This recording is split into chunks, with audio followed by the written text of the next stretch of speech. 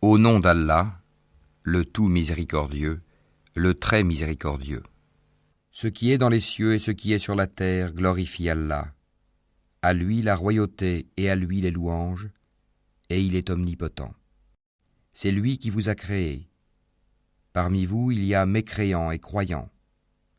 Allah observe parfaitement ce que vous faites. Il a créé les cieux et la terre en toute vérité, et vous a donné votre forme, et quelle belle forme il vous a donnée. Et vers lui est le devenir. Il sait ce qui est dans les cieux et la terre, et il sait ce que vous cachez, ainsi que ce que vous divulguez. Et Allah connaît bien le contenu des poitrines. Ne vous est-elle pas parvenue la nouvelle de ceux qui auparavant ont mécru et qui ont goûté la conséquence néfaste de leur acte? Ils auront en outre un châtiment douloureux. Il en est ainsi parce que leurs messagers leur venaient avec des preuves évidentes, et qu'ils ont dit « Sont-ce des hommes qui nous guideront ?»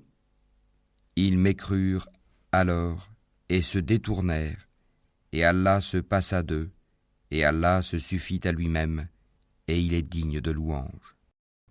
Ceux qui ont mécru prétendent qu'ils ne seront point ressuscités. Dis, mais si, par mon Seigneur, vous serez très certainement ressuscités, puis vous serez certes informés de ce que vous faisiez. Et cela est facile pour Allah. Croyez en Allah donc et en son messager, ainsi qu'en la lumière, le Coran, que nous avons fait descendre. Et Allah est parfaitement connaisseur de ce que vous faites.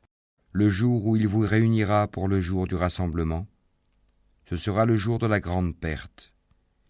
Et celui qui croit en Allah et accomplit les bonnes œuvres, il lui effacera ses mauvaises actions et le fera entrer dans des jardins sous lesquels coulent les ruisseaux, où ils demeureront éternellement. Voilà l'énorme succès. Et ceux qui ont mécru et traité de mensonges nos versets, ceux-là sont les gens du feu, où ils demeureront éternellement. Et quelle mauvaise destination. Nul malheur n'atteint l'homme que par la permission d'Allah, et quiconque croit en Allah, Allah guide son cœur. Allah est omniscient. Obéissez à Allah et obéissez aux messagers.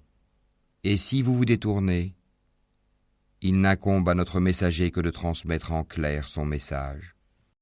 Allah, nulle autre divinité que lui, et c'est à Allah que les croyants doivent s'en remettre. Ô vous qui avez cru, vous avez de vos épouses et de vos enfants un ennemi, une tentation. Prenez-y garde donc. Mais si vous les excusez, passez sur leurs fautes et leur pardonnez. Sachez qu'Allah est pardonneur, très miséricordieux. Vos biens et vos enfants ne sont qu'une tentation, alors qu'auprès d'Allah est une énorme récompense. Craignez Allah donc autant que vous pouvez, écoutez, obéissez et faites largesse. Ce sera un bien pour vous. Et quiconque a été protégé contre sa propre avidité, ceux-là sont ceux qui réussissent. Si vous faites à Allah un prêt sincère, il le multipliera pour vous et vous pardonnera. Allah cependant est très reconnaissant et indulgent.